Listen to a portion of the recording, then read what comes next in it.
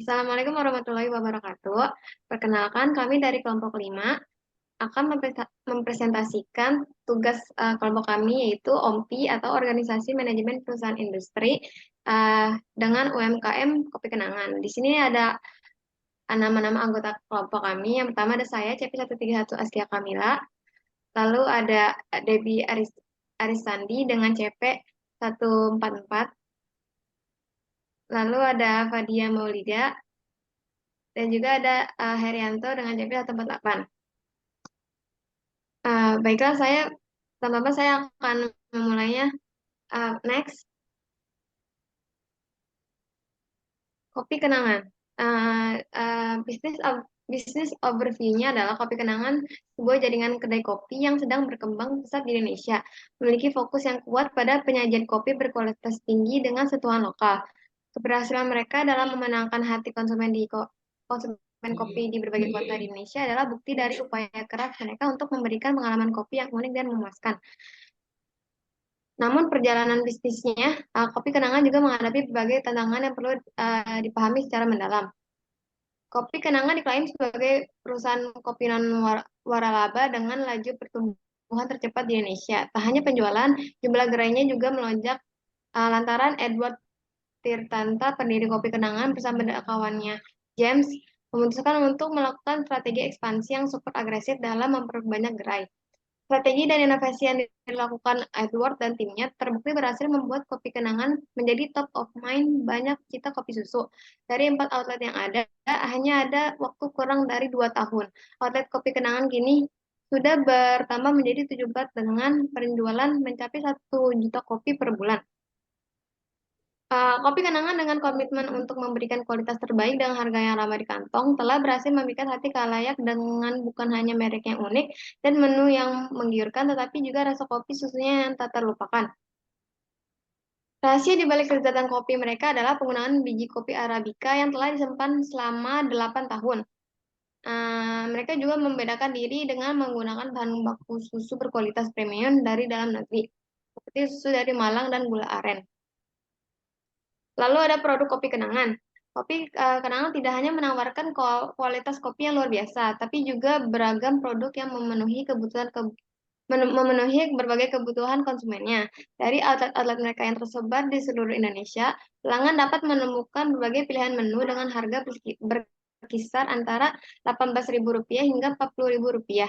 Salah satu produk unggulan mereka adalah kopi dalam porsi 1 liter, ideal untuk dinikmati bersama teman atau sajian pribadi yang memadai.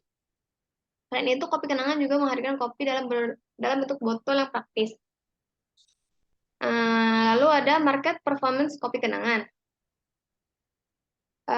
Di dalam dunia bisnis yang kompetitif seperti sekarang ini, penting bagi perusahaan untuk tidak hanya menawarkan produk atau layanan yang berkualitas tinggi, tapi juga untuk mempertahankan pelanggan yang sudah ada.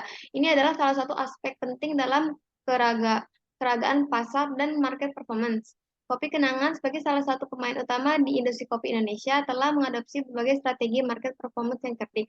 Salah satu strategi yang mereka terapkan adalah memberikan menu dengan nama-nama yang khas, unik, dan lucu, seperti Kopi Kenangan Mantan atau Kenangan Mace Indah.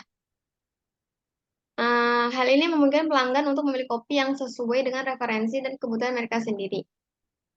Namun, keberhasilan dalam strategi market performance juga dapat diukur melalui customer retention, yaitu kemampuan perusahaan untuk menjaga pelanggan yang sudah ada.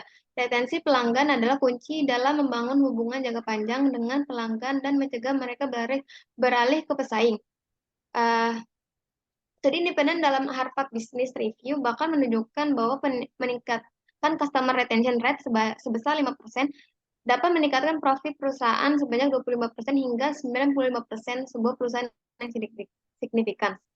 Strategi retention seperti yang diterapkan oleh Kopi Kenangan melibatkan peningkatan pengalaman pelanggan dan pengoptimalan referral marketing.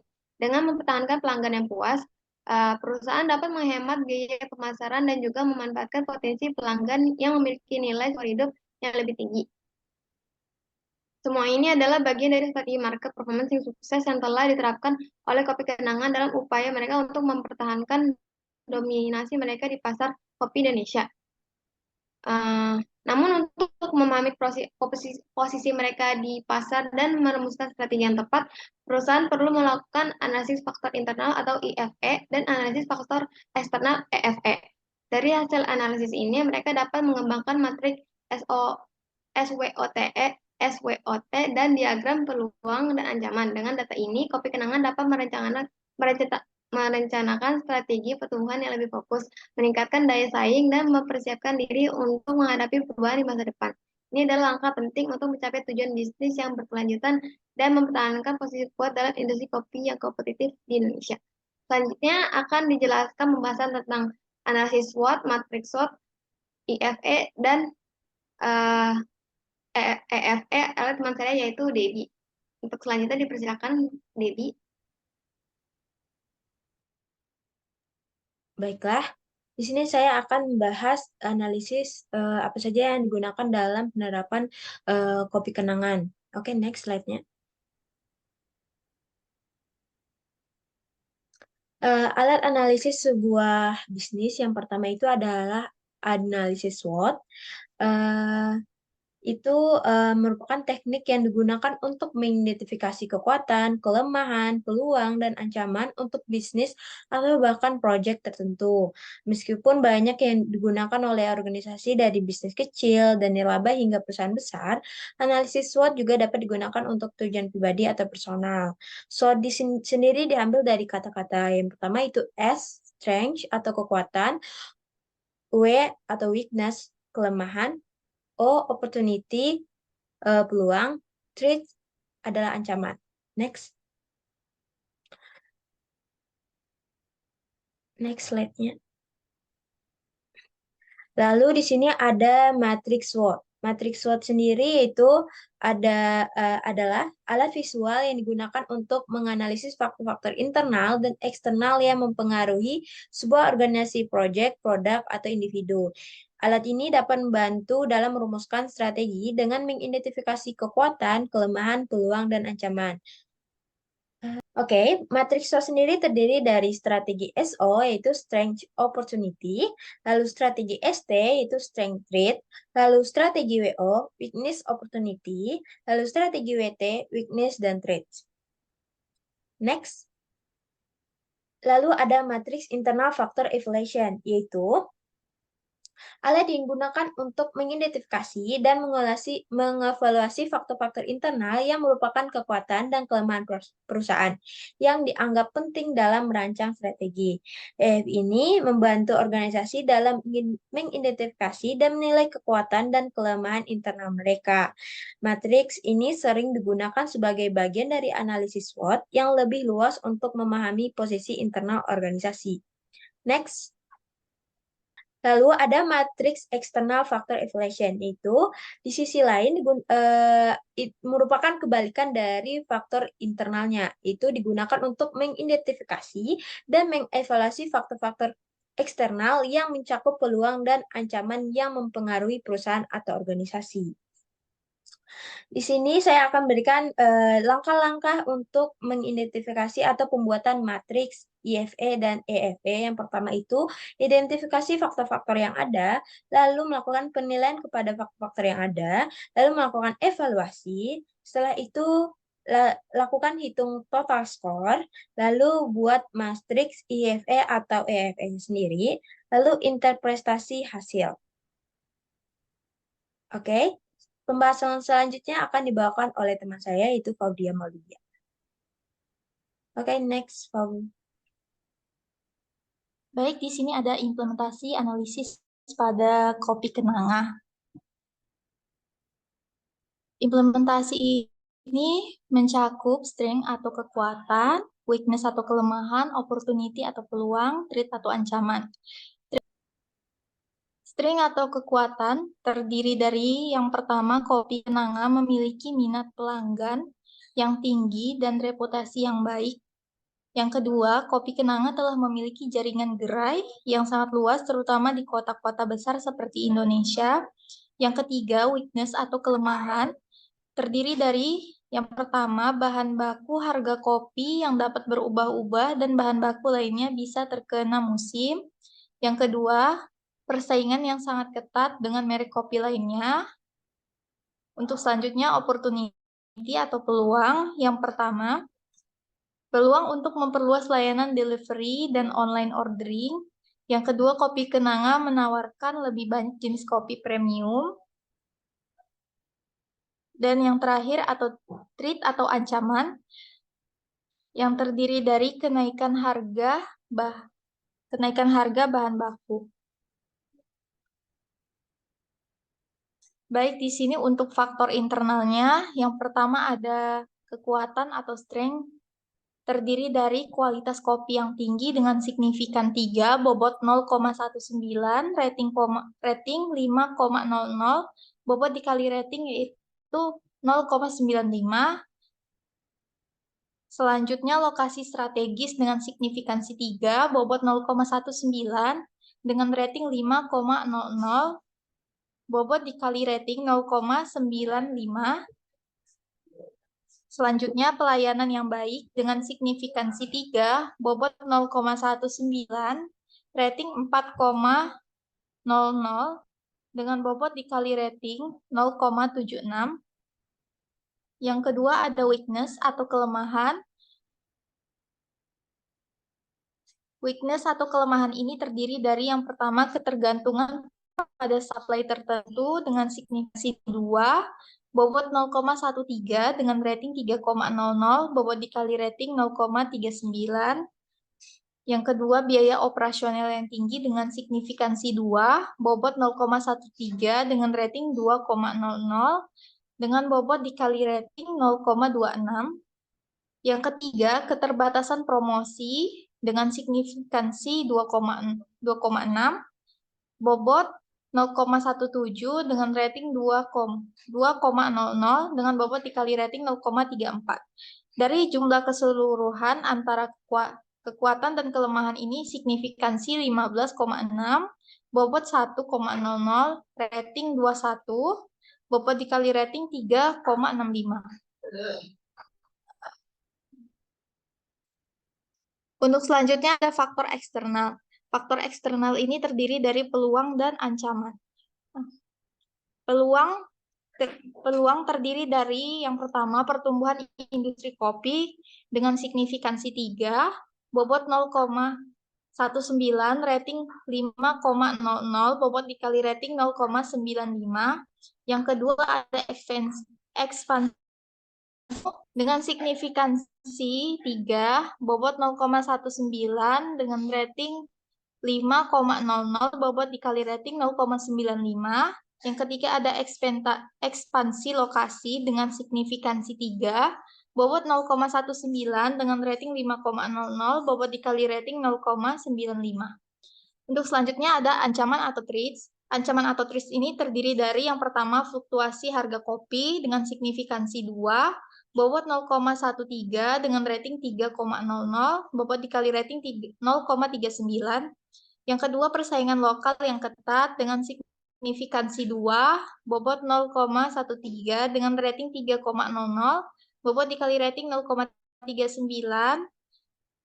Yang ketiga ada tren kesehatan dan diet dengan signifikansi 2,6, bobot 0,17 dengan rating 2,00, bobot dikali rating 0,34, dan jumlah keseluruhan antara peluang dan ancaman ini signifikansi 15,6, bobot 1,00, rating 23, bobot dikali rating 3,97. Untuk selanjutnya ada diagram Kartesius. Sebelum menentukan diagram Kartesius ini, langkah pertama yang harus kita lakukan adalah mencari rata-rata antara faktor internal dan faktor eksternalnya dan weakness. Jumlah keseluruhan string itu adalah 2,66 dan weakness 0,99. Jadi 2,66 dikurang 0,99 sama dengan 1,67. Terus yang selanjutnya faktor eksternal, peluang dan ancaman. Jumlah peluangnya itu 2,85 dan ancamannya itu 1,12. Jadi 2,85 dikurang 1,12 sama dengan 1,73. Jadi di sini diagram kartesiusnya 1,67 dan 1,73. Baik, untuk penjelasan selanjutnya akan disampaikan oleh teman saya Herianto. Baik, saya akan menjelaskan tentang implementasi matris SWOT pada kopi kenangan. Sebelumnya sudah dijelaskan oleh teman saya tentang IFE dan EFE dari kekuatan, kelemahan, peluang dari kopi kenangan sendiri tadi. Maka saya akan menjelaskan tentang strategi SO. 1. Dengan memiliki kualitas tinggi kopi kenangan, kami dapat memanfaatkan peluang pertumbuhan industri kopi yang terus berkembang. Mereka dapat mengembangkan berbagai jenis kopi spesial, bekerja sama dengan produsen kopi lokal, atau menyediakan pelatihan untuk para pecinta kopi. Dengan memaksimalkan keunggulan, mereka dapat kualitas kopi, kafe, dan memenangkan pangsa pasar yang semakin besar di sektor ini. Yang kedua, jika kafe berada di lokasi strategis yang populer atau dekat dengan pusat bisnis atau perguruan tinggi, mereka dapat mempertimbangkan untuk membuka cabang di lokasi lain yang juga strategis. Yang ketiga, pelayanan yang baik merupakan kekuatan kafe. Dengan demikian, mereka dapat memanfaatkan untuk memperkenalkan ekspansi menu yang lebih luas. Misalnya, mereka dapat menyediakan makanan ringan atau hidangan tambahan yang akan menarik pelanggan baru dan meningkatkan pendapatan. Yang selanjutnya yaitu strategi WO. Yang pertama, ketergantungan pada supply tertentu bisa menjadi masalah jika supply tersebut menjadi langka atau mengalami fluktuasi harga. Untuk mengatasi ini, kafe dapat memanfaatkan peluang ekspansi menu dengan menambahkan variasi minuman dan makanan yang tidak terlalu tergantung pada suplai kopi tertentu. Ini akan membantu mengurangi risiko ketergantungan pada suatu suplai dan meningkatkan diversifikasi bisnis. Yang kedua, jika biaya operasional tinggi merupakan yang menjadi hambatan, kami dapat mencari peluang dengan pertumbuhan industri kopi. Mungkin mereka dapat menjalin kemitraan dengan produsen kopi lokal atau mencari cara untuk mengoptimalkan proses produksi agar lebih efisien. Dengan pertumbuhan industri yang dapat meningkatkan adanya peluang untuk memperoleh sumber daya dan dukungan yang dapat membantu biaya operasional. Yang ketiga, keterbatasan dalam promosi bisa menjadi masalah, terutama jika kafe hanya memiliki satu lokasi. Dengan memanfaatkan peluang ekspansi lokasi, kami dapat memperluas jangkau geografis. Mereka dengan pada gilirannya dapat memberikan lebih banyak promosi dan pemasaran. Lebih banyak lokasi dapat berarti lebih banyak exposure dan pelanggan baru. Selanjutnya, strategi ST. Yang pertama, kualitas kopi yang tinggi adalah salah satu kekuatan kopi untuk mengatasi fluktuasi harga kopi yang dapat mempengaruhi biaya operasional. Kopi dapat menjalin kemitraan dengan produsen kopi lokal atau mencari sumber-sumber pemasukan kopi yang stabil dan keterjangkauan. Dengan cara ini, mereka dapat memastikan pasokan kopi berkualitas tetap terjaga tanpa terlalu dipengaruhi oleh fluktuasi harga dan di pasar. Yang kedua, pesaing lokal yang ketat adalah ancaman yang serius. Namun, dengan lokasi yang strategis, kami dapat mempertahankan pangsa pasar mereka. Mereka dapat memfokuskan upaya promosi dan pemasaran pada keunggulan lokasi mereka. Selanjutnya itu tren kesehatan dan atau yang tren sekarang itu diet yang berubah dapat mempengaruhi preferensi pelanggan. Dengan pelayanan yang baik dan kualitas kopi yang tinggi, kafe dapat mempertimbangkan untuk menyesuaikan menu mereka dengan tren kesehatan dan diet yang sedang berlangsung. Ini mungkin menawarkan pilihan minuman rendah kalori atau makanan yang sehat yang cocok dengan preferensi pelanggan yang lebih berorientasi pada kesehatan. Dengan demikian, KP dapat mempertahankan pelanggan yang lebih dan kesehatan dan yang lebih terhadap kesehatan. Selanjutnya itu strategi WT. Yang pertama, ketergantungan pada suplai tertentu membuat KP rentan terhadap fluktuasi harga kopi. Untuk mengatasi ancaman ini, KP dapat mencari alternatif sumber suplai kopi yang lebih stabil harganya. Mungkin mereka bisa menjalin kemitraan dengan beberapa pemasok dan mencari sumber daya kopi yang kualitasnya dengan harga yang lebih terjangkau. Yang selanjutnya itu biaya operasional yang lebih tinggi dapat menjalin kelemahan yang signifikan, terutama saat menghadapi pesaing lokal yang ketat.